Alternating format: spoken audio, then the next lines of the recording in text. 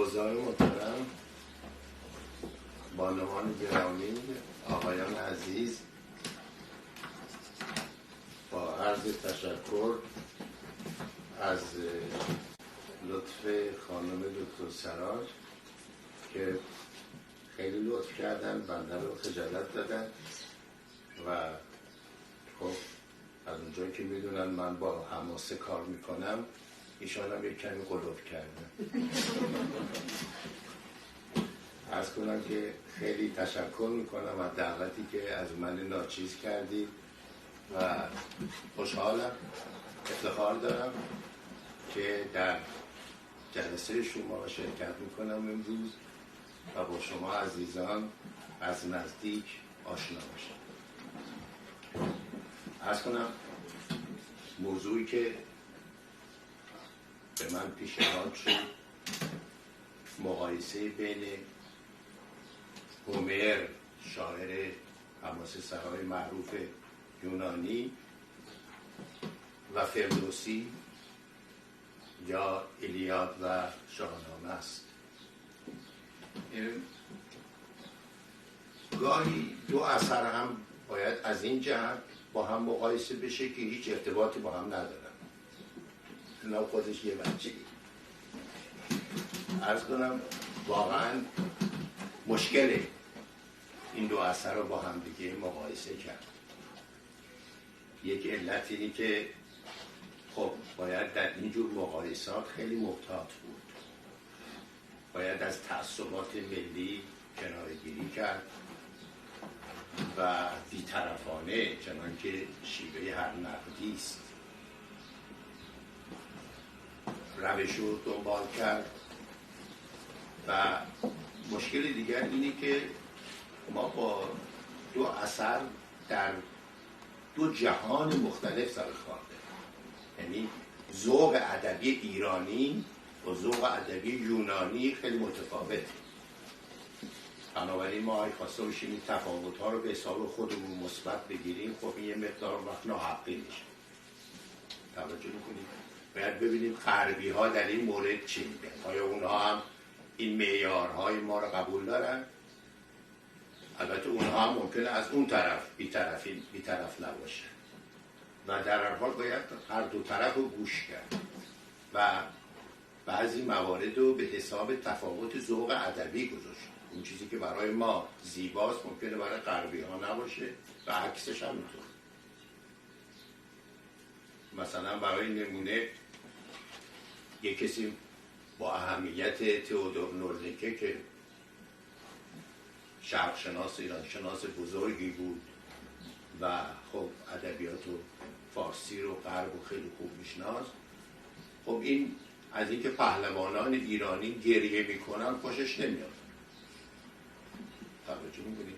در حالی که برای ما هیچ اشکالی نمیبینیم که یه پهلوان در یه جای رقت بهش دست بده و گریه بکنه. اینو ما نوع انسانیت اون پهلوان میدونیم. پهلوانان هومر هیچ وقت گریه نمیکنه. حالا منتها نورنکه میگه خب تا اینجا شما قبول میکنیم، ولی پهلوانان ایرانی تا اونجای گریه میکنن که زمین گل میشه. توجه میکنید؟ خب در اینجا ذوق ادبی غربی اینو نمیپسند، این مبالغه رو تا این حد نمیپسند، گرچه مبالغه ذات حماسه است. حماسه بدون مبالغه اصلا حماسه نیست. ولی ذوق ادبی ما، یعنی در حال در عصر کلاسیک، حالا اگه امروز نپسندیم ولی در عصر کلاسیک بپسندیم، یعنی عیبی نمیدونستیم این مسئله. بنابراین به همین یه مثال کوچکی شما ببینید که چه تفاوت‌هایی در دو ذوق مختلف ادبی وجود داره. با این حال یه کوششی میکنیم برای اینکه ببینیم چه تفاوت‌هایی بین این دو اثر و این دو شاعر وجود داره و احیانا چه نقاط مشترکی. به ذوق من و تصور میکنم بشه اصولا اینو قبول کرد که سه تا از حماسه‌های عالم یک اعتبار و اهمیت خاصی دارن. یکی گیلگمشه، من به ترتیب تاریخ عرض میکنم، یکی ایلیاد هومره و یکی شاهنامه است. البته نمیخوام از قدر حماسه های دیگه کاسته باشم، چه ایرانی چه غیر ایرانی، ولی این سه اثر در عالم حماسه سرایی اهمیت خاص خودشون داره. مثلا فرض بفرمایید همین سرود رولاند به فرانسوی خب اثر زیبایی است، یا نیبلونگلید آلمانی اثر زیبایی است. به خصوص من مثلا از سید مال اسپانیایی خیلی میپسندم حماسه‌شون، یه حماسه دراماتیک خیلی زیباست، ولی به پای این سه اثر فکر نمی‌کنم برسن. اینها در یه اوج دیگری هستن و باز حساب گیلگمش رو باید جدا کرد. گیلگمش خب هم از نظر قدمتش یک اعتبار بسیار زیادی پیدا میکنه. کهن‌ترین صورت گیلگمش، یعنی که ازش فقط یک لوحه‌ای باقی مونده به بابلی قدیم، یعنی خیلی ناقص، مربوط به 2000 سال پیش از تاریخ، پیش از مسیح، ببخشید توجه کنید ببینید چه قدمتی داره. و این گیلگمشی که ما در دست داریم امروز میکنیم صورت مفصل ترش که البته یه مقدارم افتادگی داره، یعنی سنگ نوشته ها شکستگی داره، یه مقدار افتادگی داره در 12 به اصطلاح فصله. این از یک شاعری است به نام سینلکوه اوننی، اسمشو میدونیم، این اوننی نونش هم با تشدید اوننی. این شاعر در 12 سده پیش از میلاد زندگی میکرده. البته اون شعری که اون خودش گفته اون در دست نیست، ولی این صورتی که ما داریم مال سده 7 پیش از میلاد. سده 7 پیش از میلاد میشه تقریبا اواخر مادها، برای اینکه حدودی در تاریخی در دستتون میاد خود. ولی این حماسه گیلگمش به نظر من یک حماسه فلسفی بیشتر، یعنی اون موضوعی که در این حماسه روش خیلی تکه شده، موضوع روحانیت، زخم ناپذیری. توجه میکنید که بالاخره تمام این پهلوان ها مثل حتی گیلگمش که زخم ناپذیر، اون گیاهی که باید به دست بیاره بالاخره به دست نمیاره و کشته میشه. در حماسه های دیگه این موضوع زخم ناپذیری، آسیب ناپذیری، روحانیت، این جنبه دیگه ای داره، این جنبه فلسفی رو نداره.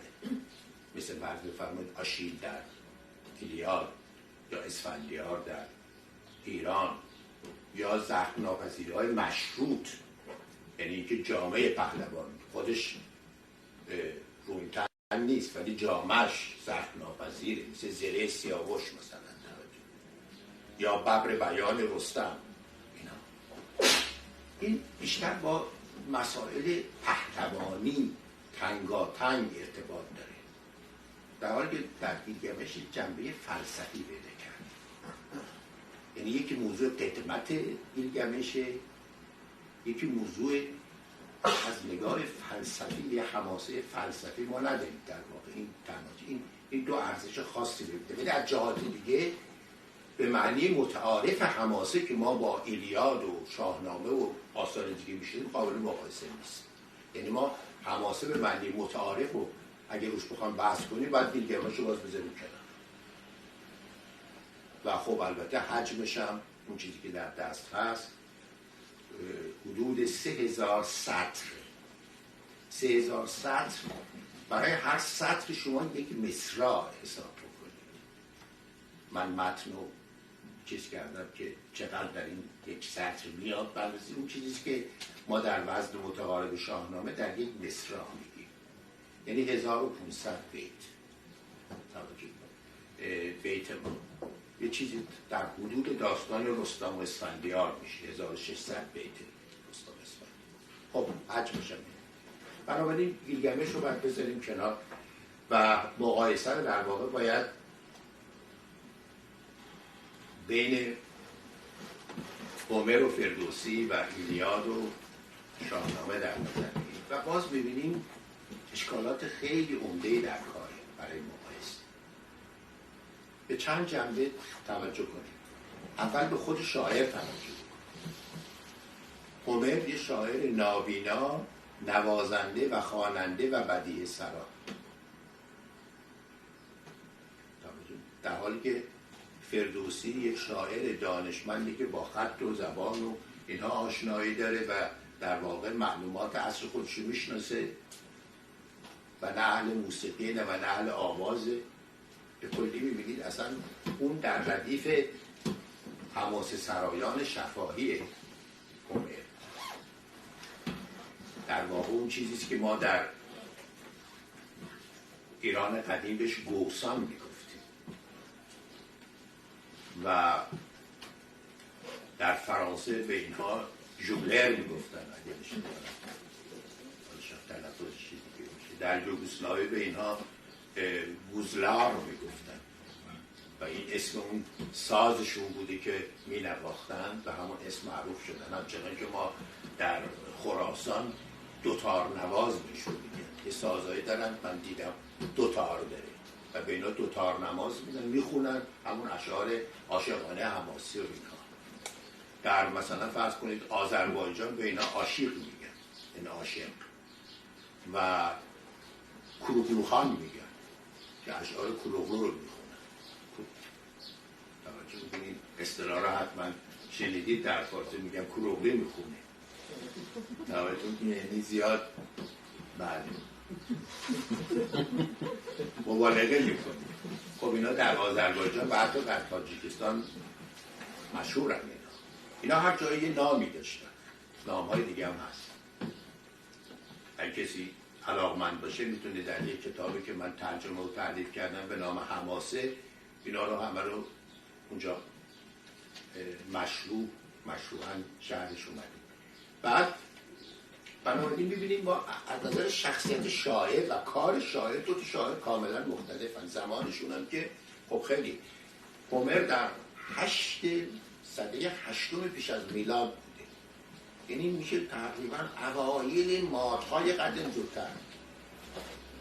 فردوسی در قرن 10 میلادی بود، یعنی بینشون 1800 سال فاصله است.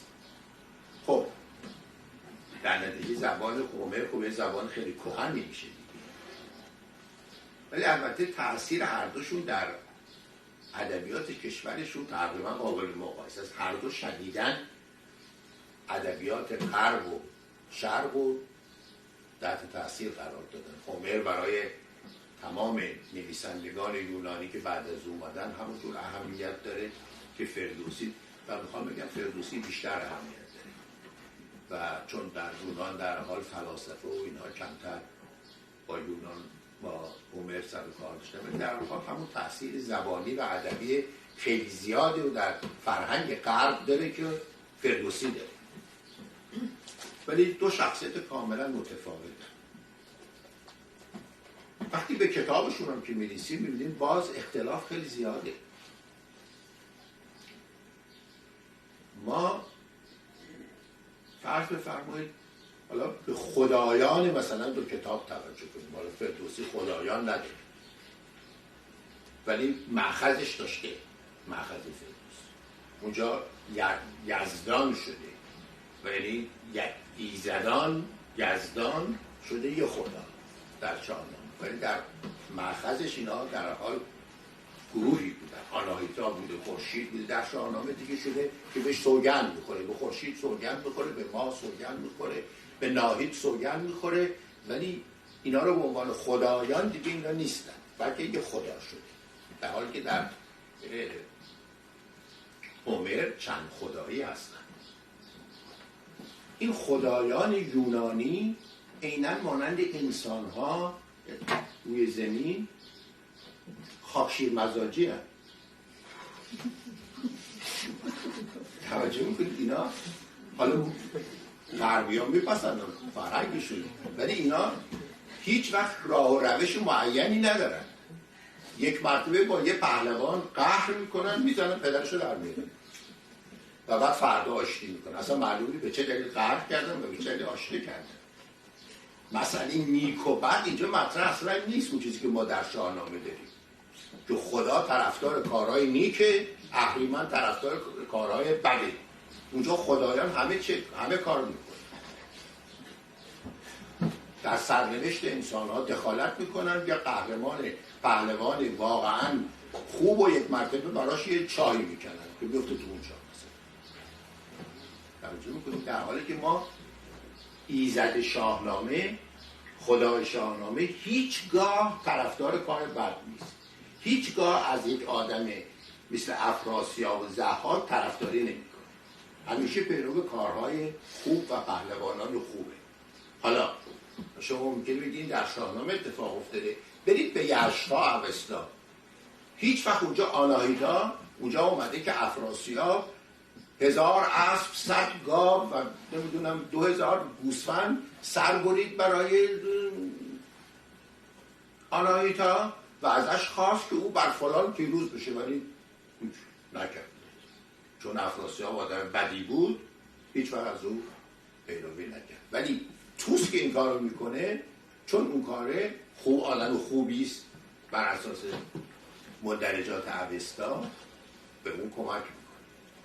و این نه یه جا دو جا، بلکه در سراسر اوستا غیر از این نمیبینید که همیشه ایزدان از پهلوانان و پادشاهان نیکوکار، ولی نیکوکار به معنی که اونجا اونا قبول دارن، پشتیبانی میکنه و هیچگاه اهل رشوه نیست که مثلا براش 1000 تا اسب قربانی کنن و برای آدم بعد ولی به او کمک کنیم. این رشوه بعداً در ایران اومده، اون زمان گویا نبوده، در حال در خدایان نبوده، حالا پادشاهان شاید نمیدونه. خب اینم میبینیم ما از این جهت خدایان هم فرق دارن. به پهلواناش توجه بکنیم، باز میبینیم تفاوت عظیمی بین پهلوانان شاهنامه و پهلوانان هومر هست. پهلوانان شاهنامه شدیداً خداپرست و یکتاپرست هستن و همه کارهاشونو در واقع مدیون خدایان میدونن. مثالهای بسیار زیادی میشه. هر وقتی که در یک بلایی گیر میکنن، مثلا فرض کنید رستم در هفت‌خوان رستم، اونجایی که در یک گرمایی میفته که از تشنگی و گرما دیگه جانش به لب میرسه و از اسبش پیاده میشه و به زور شمشیر خودشو میکشونه، یک میشی یه دفعه میاد و رستم با خودش میگه این میش باید یه جای آب بخوره در این بیابان، دنبال این من برم ببینم چی میشه. دنبال میش میرسه به چشمه، آبو میخوره و 2 مرتبه جان که میگیره، بلا فاصله سر به آسمان میکنه و میگه خدایا این میش با من قومی خویش نبوده، اینو تو فرستادی و اگر تو نبودی من مرده بودم و کیکاووس و دیگر پهلوانان در زندان دیو سپید جان سپرده بودن. پس من هر چه دارم و تو دارم. این همین رو ما در هفت‌خوان اسفندیار میبینیم. توجه میکنیم اسفندیار هم گرفتار وقتی سرمای شدیدی میشه که همه چیز یخ میزنه و دیگه هیچ قدرت حرکت از دست و پای لشکریان میگرده، اسفندیار جامعه سفید میپوشه، سر و تن میشوید، میره در یک گوشه دعا میکنه، نماز میخونه و بعد از مدتی آفتاب میشه، هوا صاف میشه، گرم میشه و این دیگه غیر از کمک خدا ما همون مرده بودیم، ما مدیون اون هستیم. و در این حال برخلاف قهرمانان هومر، خدایان در شاهنامه به هیچ وجه در کار اونها دخالت نمی‌کنن.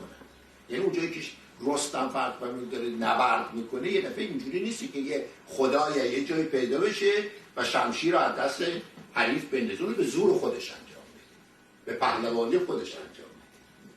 ولی در این حال مدیون خودشو مدیونی که میدونه، مدیون خدا میدونه. این مسئله رو شما در ایلیاد و هومر باش روبرو نمیشید. یه همچین پهلوانان هومر مادی هستن. آشیل رو باید بهش پول داد، کمک کرد، تو قهر کرده رفته و نمیاد دیگه جنگ کنه، بدن همه چی با هم میکنه.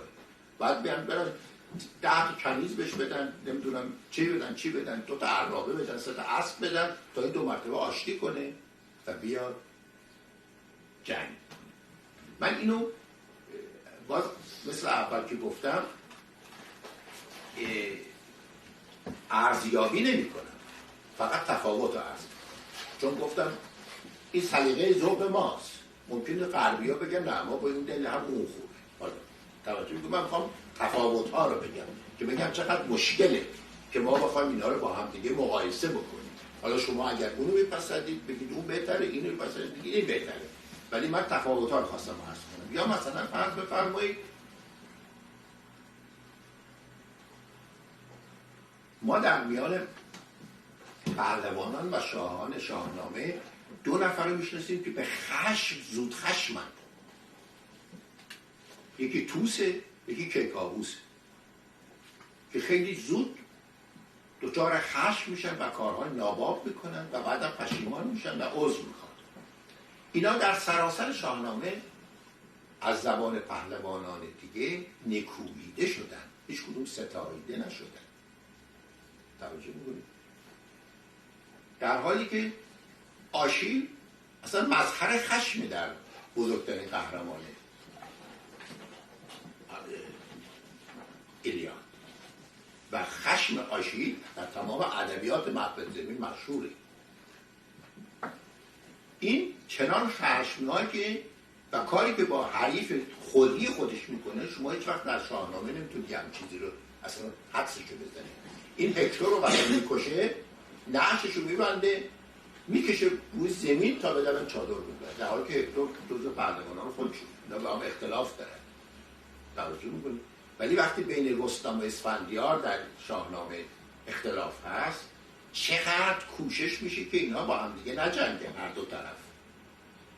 و اون موقعی که رستم به ناچار برای حفظ حیثیت خودش یا جان خودش اسفندیار رو میکشه بعد گریه میکنه و اسفندیار رو با میشینه و به نصیحت اندرز اسفندیار گوش میکنه. تربیت فرزند اسفندیار رو به عهده میگیره بهمن و بعد بهمن رو با جاه و جلال به پایتخت میفرسته. جنازه اسفندیار رو با چه ابهتی و با چه آیینی به پایتخت میفرستن. توجه میکنید؟ یعنی رستم هیچ وقت دست به این کار نمیزنه. حالا شما اینجا با یک قهرمان خودی است. در مورد پسرش هم که میگه خب پسرش بوده، سهراب بعد از اینکه کشته میشه میدونه پسرشه. ولی یک مثال با دشمن بزنن، پیران و گودرز در جنگ با توران آمده که 70-80 پسر و نبیرش رو کشته شدن، دست دادن. حالا میدونید ببینید چه انتقامی در وجود اینه نسبت به پیران. ولی وقتی پیران رو میکشه این سراسر وجود این پر از خشم و انتقامه. خنجر میکشه که سر اینو ببره از اون کینه‌ای که به خاطر کشته شدن این همه فرزندش از دست رفته. ولی خودش میگه نه، این آیین نیست. سر پیران رو نمیبره، پیران رو در زیر سایه میبره و برمیگرده به ایران، به لشکرگاه خودش و اونجا میگه که این کشته شده و میرن ایرانی ها و پیران رو با آیین به خاک میسپرن. یعنی با نعش دشمن چنین رفتاری میکنن و ما هیچ نمونه نداریم که با نعش دشمن این کارو کرده باشن. اون طرف دشمن با ایرانیان بله، ولی ایرانی ها رو ما نداریم، پهلوانان ایرانی که با نعش دشمن چنین کاری کرده باشن، چه برسه با نعش دوست. در حالی که در مثال آشیل رو براتون زدم. درست همین تفاوت رو شما در اولین، البته ممکنه بگیرید اتفاقیه، ولی خیلی تعیین کننده منش دو کتابه، منش ایلیاد و منش شاهنامه. ایلیاد شروع میشه با این مصرع: ای الهه سرود خشم آشیل را به سران. با این مصرع شروع میشه و شاهنامه شروع میشه به نام خداوند جان و خرد. و شاهنامه پایان یافته میشه باز به نام جهان داور کردگار. یعنی با نام خدا شروع میشه و با نام خدا به پایان میرسه و در تمام کتاب ستایش نیکی و انسانیت و مردمی است از نظر اون چیزی که ما اخلاق میگیم، در حالی که از این جور اخلاقیات شما در ایلیاد نمیبینید. تفاوت‌ها رو من منظورم اینجا برای شما بگم که چقدر سخت اگر ما خواسته باشیم همینجوری اینا باز دو مرتبه عرض میکنم ارزیابی نمی‌کنم، بلکه فقط به عنوان فکت خدمتتون عرض میکنم. مشکل دیگه موضوع کتاب رو عرض کردیم. ایلیاد یک داستانه، شاهنامه با یک حجم دیگه. این همه داستان‌های مختلف اصلا چجور میشه یک داستان رو با یک کتاب پرحجم مقایسه کرد؟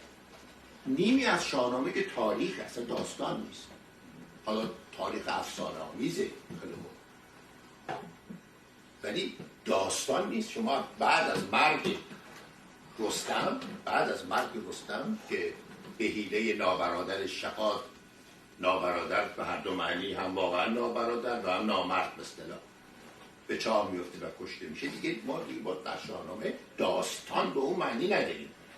در هر حال داستان حماسی دیگه به اون معنی نداریم، در حالی که نیمی از شاهنامه تازه گذشته، نیم دیگرش. خب این نیمه اولش که داستانه، یه بخش اولش که داستان چیزای اساطیریه، باز داستان پهلوانی نیست تا به تولد در واقع رستم. یک سوم شاهنامه داستانی، ولی 14-15 داستان مختلفه.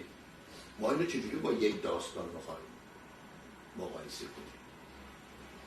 و شاهنامه 49500 بیته. حالا چند بیت بالا پایینش رو به من ببخشید. 49500 بیته.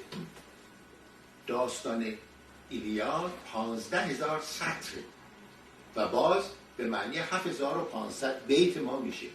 اون 7500 بیت و یک داستانه.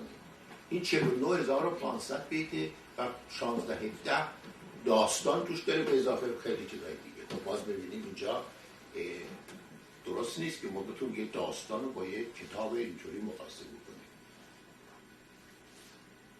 مشکل دیگه باز در موضوع فردوسی و شاهنامه، یعنی تعلق شاهنامه به فردوسی شکی نیست، ولی در مورد ایلیاد شکی هست. البته امروزه ثابت کردن که ایلیاد از هومره، غیر از 3-4 بند آخرش که نمیدونن آیا اینها شک دارن، معتقدن که اینا 3-4 بند آخر ایلیاد بعداً درست شده. ولی به همین چیز اودیسه رو از هومر نمیدونن دیگه، شاعر نامعلومی، نمیشه ناشناسی گفت، این از هومر نیست. اینم باز از این جهت مشکل داریم. یک مشکل دیگه هم داریم، مشکل دو فرهنگی، موقعیت دو فرهنگی. در مورد ریشه ایلیاد میدونید، یعنی جنگ ایلیاد، جنگ ترویا، فرضیه‌های مختلف وجود داره. محتمل‌تر از همه اینها پایه این داستان بر اساس جنگ قوم هیتیت با مصر که در ناحیه ازمیر ترکیه امروز اتفاق افتاده در قرن 8 پیش از میلاد یا جلوتر. این یکی از فرضیه هاست که بیشتر روش اعتقاد داره. حالا به این موضوع کار نداریم، ولی این یونانیان که با این ترویا می جنگن ما اینجا یونانیان از پهلوانان یونانی چادرنشینن، اهل یه قبیله‌اند.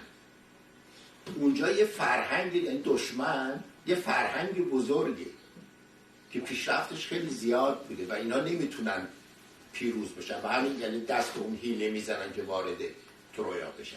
یعنی در ایلیاد هومر ترویا به عنوان یک فرهنگ بزرگ پیشرفته معرفی میشه و یونانیان به عنوان یک پهلوانان قبیله‌ای. در شاهنامه درست عکسشه، یعنی ایرانیان از یک فرهنگ بزرگی هستن که با اقوام چادرنشین در طرفن، مثل ترکان مثلا یا بعداً اعراب. یعنی تفاوت باز می‌بینیم کشور و سرزمین هم اینجا با هم تطابق نمی‌کنه.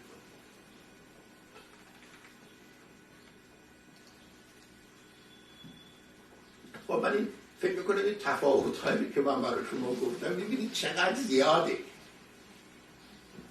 و به این خواستم بگم که به این سادگی نمیشه دو اثر حماسی رو مقایسه کرد و تحت احساسات ملی و نقدهای چیز جبهه‌گیری کرد به نفع یکی و اینا. البته خب من همین عرضی که خدمت شما کردم جبهه‌گیری کردم به نفع شاهنامه، ولی من فقط اون چیزی رو گفتم که ما میپسندیم، ولی عرض کردم که ممکن این چیزایی که بنده به عنوان مثبت برای فرهنگ خودم گفتم غربی به عنوان مثبت نپذیره، این حقو برای اون قائل بشیم که نپذیره، ولی این تفاوت‌ها وجود داره. با همه این حقا ممکنه یه جاهایی یه نکاتی باشه که قابل مقایسه باشه در جزئیات مطالب. یه شاعر آلمانی هست که حتما نمیدونم شما نامش رو به نام فریدریش روکت. این فریدریش روکت در واقع یه شاعر نابغه است، شاعر خیلی بزرگی. این نیمه نخستین شاهنامه رو ترجمه کرده به آلمانی، به شعر آلمانی و از سعدی ترجمه کرده، از حافظ ترجمه کرده، از رومی ترجمه کرده. این 30 خورده زبان میدونست، حتی از گیلکی ترجمه کرده، از عربی ترجمه کرده، از سانسکریت ترجمه کرده و بر زبان آلمانی تسلطی داشته که گوته ستوده اونو، در حالی که اون موقع اون جوان بوده، گوته سن بالایی بوده، گوته با مقام بزرگی و در البتهش انتقادم بهش کرده، ولی خب و من ندیدم که هیچ مترجم آلمانی در زبان آلمانی عرض کنم بتونه مثلا ابیات شاهنامه رو به این دقت بیاره در شعر آلمانی و این استادی عجیبی داشت در این کار. خب این با این علاقه که یعنی با این تسلطی که به ادب فارسی داشته و به شاهنامه داشته، رستم و سهراب و مجزا ترجمه کرده که نمایش داده شده، اپرا بوده، به صورت اپرا درست کرده و با یک همچین تسلطی که داشته خب خیلی تحت تاثیر شاهنامه واقع شده. در یه جایی در نقدی که بر ترجمه ژولمول فرانسوی می‌نویسه شاهنامه، میدونید ژولمول البته آلمانی اصله ولی خب به فرانسه ترجمه کرده شاهنامه رو و با متن فارسیش، یک صفحه متن فارسی، یک صفحه متن فرانسه است و یکی از بهترین ترجمه های به زبان فرانسه. اگه بخواد دوستان که اینجا فرانسه میتونن بخونن برن همون سراغ ترجمه ژولمول و در این حال خیلی کتاب خیلی نفیس در چاپ شده بود در دوران در اواخر قرن 19. در نقدی که در اون می‌نویسه که درست در همین نقد نشون میده که بدون داشتن نسخه بدل و نسخه ها و اینها چقدر تیزهوش بوده، خیلی تیزهوش بوده. میدونی اینجا این باید اصل این باشه، این نمیشه، اینجور غلطه، یا مثلا ایرادهای ژولمول گرفته که اینجا ترجمه غلطه. یه جایی می‌نویسه که میپرسه هومر را از فردوسی یا ایلیاد و از شاهنامه چه جدا میکنه، یعنی فرق اونها با هم چیه، و بعد خودش جواب بده. میگه هومر کمی بیشتر جسم دارد ایلیاد، ولی شاهنامه خیلی بیشتر روح دارد. توجه هم در واقع تمام اون چیزی که من اینجا عرض کردم تو این جمله هست. تفاوتی که عرض کردم اینجا هست. یعنی در هومر پهلوانا گریه نمی کنن، میکشن دشمن و دوست درشون نمیشه، خدایانشون و خودشون برتر و اینا، ولی این به ایلیاد جسم میده. ولی صحنه های جنگ در فردوسی شاهنامه در عین اینکه خیلی مهیج و زیباست ولی کوتاهه و هیچ وقت اصلی نیست. یعنی وقتی که کار به از هیچ جوری گشوده نشد کار به جنگ نمیشه، ولی در همش اون چیز به روح داره، همش پنده، اندرزه، حالا چه از زبان شاعر چه از نظره از زبان پهلوانان. توجه میکنی که این کار رو نکن. مثلا داستان رستم و سهراب و کسانی که دوستانی که خوندن، وقتی این دو پهلوان پسر و پدر هم میزنن دیگه، اسلحه‌شون میشکنه، لباسشون پاره میشه، برای چند دقیقه نفسشون بریده میشه، اصلا جدا میشن که یه خستگی در کنن. ببینید اونجا شاعر میگه حیوان‌ها هم همدیگر رو میشناسن ولی این دو انسان که گرفتار آز شدن همدیگر رو نمیشناسن. و این ما رو تحت تاثیر قرار میده. این شاعره که صحبت میکنه، نه پهلوان. یعنی شاعر و حتی پهلوان ها خودشون مرتب با پند و اندرز و نه شعارهای اخلاقی. یعنی فردوسی و یا پهلوان ها چقدر در اون اخلاقیاتی که بیان میکنن، دوست و دشمن همه اخلاقیات رو همه ایرانیان بیان نمیکنن. پیران و گاهی حتی افراسیاب بدجنس هم گاهی چیزهای اخلاقی بیان میکنن، چنان با صمیمیت میگن که به دل میشینه. یعنی شعار اخلاقی نیست، اعتقاد اخلاقی و این خیلی فرق. این هاست که اینو تحت تاثیر قرار بده. گفته شاهنامه روح خیلی بیشتر روح داره و گذشته از این در شاهنامه ما یه مقدار اشعار تغزلی هم داریم. فرو رفتن ماه، برآمدن خورشید، عشق، وقتی که بین دلدادگان عشقی بیان میشه، وقتی اینا رو وقتی میبینیم خب باز به اون لطافت حماسی، به اون صورت اون لطافت تغزل، اون زمختی حماسه رو نرم میکنه که همش صحبت از شمشیر و گرز و اینا هست. ولی میبینیم اونجا از عشق هم صحبت میشه، عشق زال و رودابه رو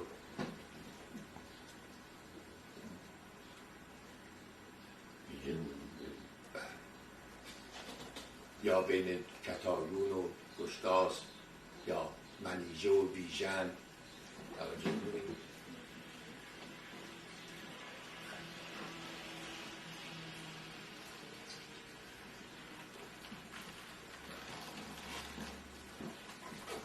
مثلا اونجایی که رودابه از عشق زال صحبت میکنه، یه بیتی هست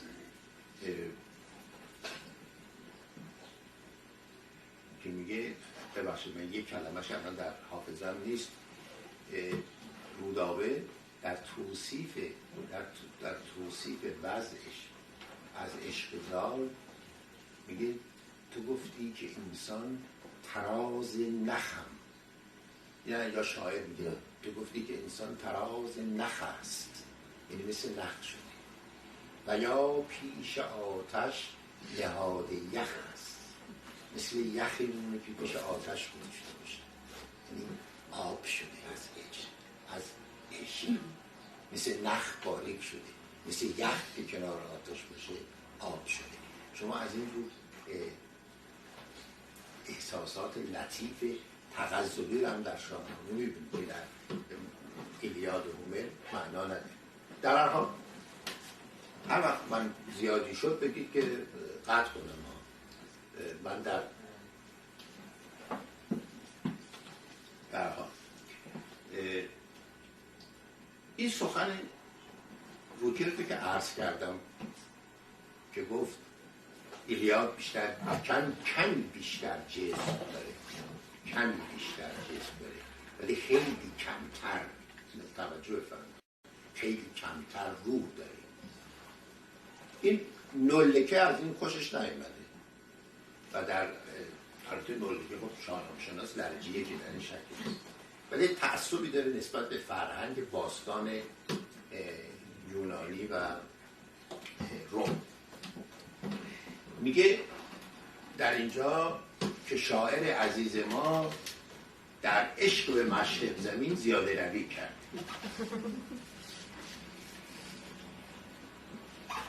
هومر نه تنها کمی کمتر بلکه خیلی بیشتر از شاهنامه جسم داره و روح او هم بیشتر از شاهنامه است. قضاوته. بعد مثال میاره، 3 مثال میاره و جالب که هر 3 مثالش از اودیسه میاره، یعنی معلومه توی ایلیاد اصلا مثالی گیر نمی‌برده. ولی خب این مثالا جالبه، از اودیسه هست که ثابت بکنه که در هومر هم خیلی روح داره. هر 3 مثال جالب و خیلی زیباست ولی مال هومر نیست، مال اودیسه است. حالا این 3 تا چیه؟ میگه که یه مثال میاره که اودیسه میدونید 20 سال بعد از پایان جنگ ایلیاد، اودیسه 20 سال طول کشید تا تونست با کشتی و اینها برسه به اون سرزمین خودش. در شور وطنخواهی اودیسه یه جایی میگه که دلم میخواد که دود کلبه خودم و وطنم رو ببینم و بعد بمیرم. خیلی زیباست، خیلی زیباست. دودی که از خانه ها، میدونید آشپزخونه ها دود میبره، دودی که از آشپزخانه کلبه وطنم به هوا میره ببینم و بمیرم، که خیلی زیباست. و مثال دیگه که میاره همین اودیسه، وقتی به وطنش میرسه سگ اودیسه اینو میشناسه، بعد از 20 سال میره پای این میمیره، سرشو میذاره رو پای اینه میمیره، مثل اینکه 20 سال منتظر بوده تا این برسه و بمیره. و این هم خب انصافا صحنه زیباست که این حیوان 20 سال منتظر آقای خودش بوده تا بعد بمیره. مثال سومی که میزنه مثالی است که گفتگویی است که بین اودیسه و روح مادرش، یعنی بعد از مرگ، مربوط به این جهان نیست، یعنی علاقه به مادر، علاقه به مادر مطابق در بعد از مرگ وقتی 2 تا روح به هم دیگه میرسن. این 3 تا مثال میزنه. همونجور که عرض کردم این مثال ها خب از هومر نیست. وقتی که روکر مقایسه میکنه هومر و فردوسی رو، منظورش ایلیاد و شاهنامه است، به هیچ وجه اصلا حواسش پیش اودیسه هم نیست. بنابراین اودیسه نداره از اینجور چیزهای لطیف که ما بخوایم مقایسه. ایلیاد بله، ایلیاد نداره از اینجور چیزها. ولی در همین مثال هایی هم که نولکه میزنه یه قدری بی‌انصافی کرده که شاهنامه توجه نکرده به بعضی چیزاش. فرض بفرمایید اون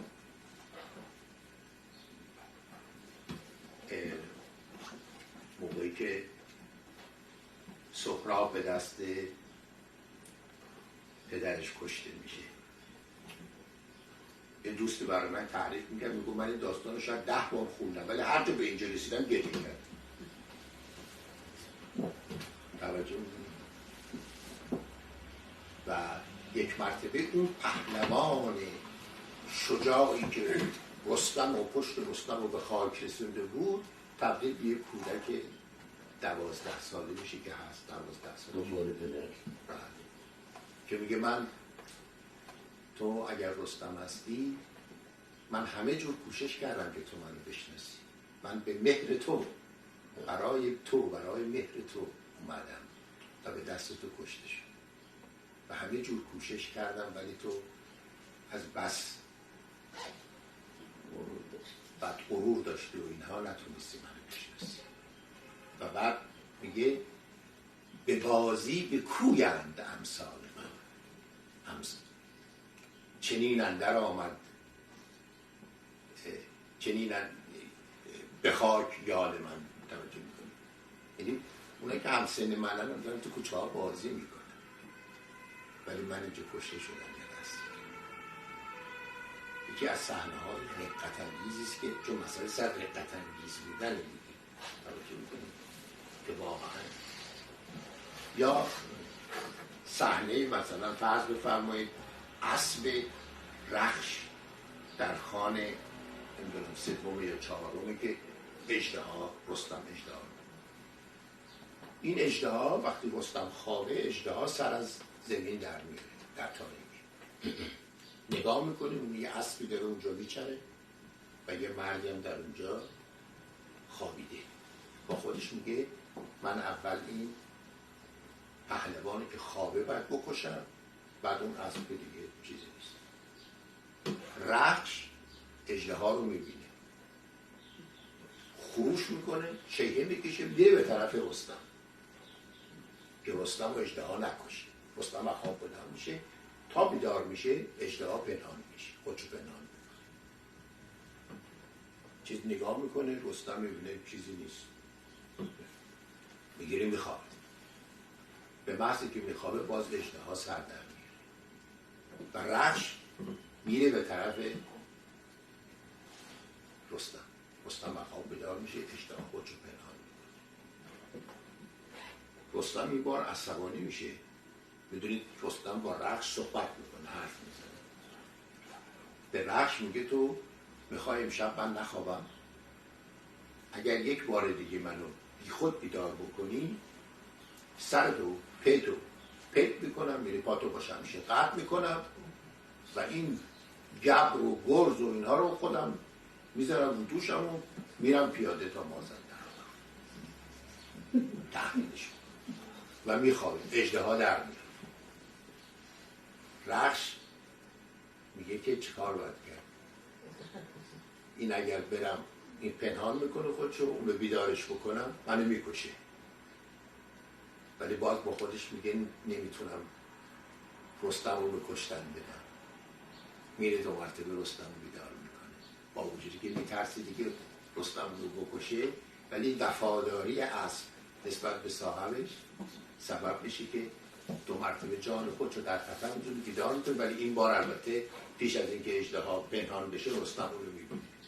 فرض کنید یا صحنه همین صحنه اسب و بین سیاوش و بهزاد اسب میبینیم که به گوش بهزاد پیش از قتلش میگه وقتی من کشته شدم تو برو با اسبان وحشی و به هیچ کسی رکاب ندید تا کیخسرو بیاد. الان کیخسرو از مادر زایده نشد و خب بدونید که سیاوش کشته میشه و رخش بهزادم میره در گله اسبا. وقتی کیخسرو میاد این کیخسرو رو میشناسه اسب. همه این اسبی که به هیچ کسی رکاب نمیداده از جاش تکون میخوره تا وقتی که کیخسرو به اون نزدیک میشه، سر اسبو که میگیره بهزادو، اسب گریه میکنه.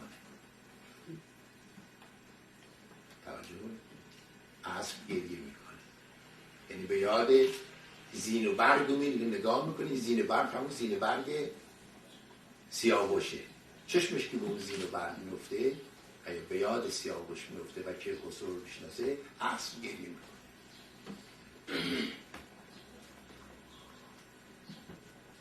یا فرض بفرمایید نمونه باربد رو در نظر بگیرید.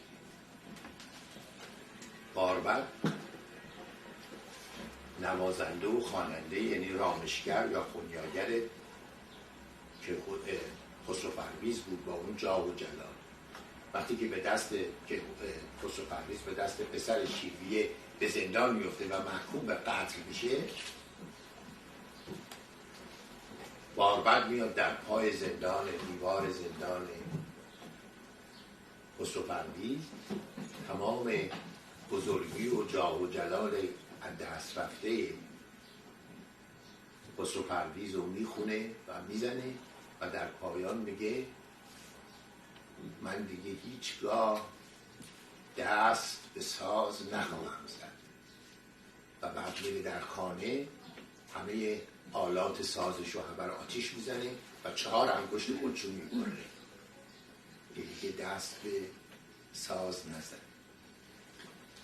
بنابراین بی‌انصافی است که ما خواسته باشیم بگیم که در شاهنامه اینجور صحنه‌های دقت‌انگیز نیست و عیناً در شاهنامه میبینیم که این صحنه‌ها هست، ولی به اون موضوع میهندوستیش توجه بکن که گفت مثال زیبایی زد. در مورد حیوان گفتیم، سگ رو گفتیم، اسب رو گفتیم. در شاهنامه وقتی که رستم برای اینکه میخواد سفر برای نجات بیژن بره به ایران، وقتی نزدیک میشه از سیستان حرکت میکنه و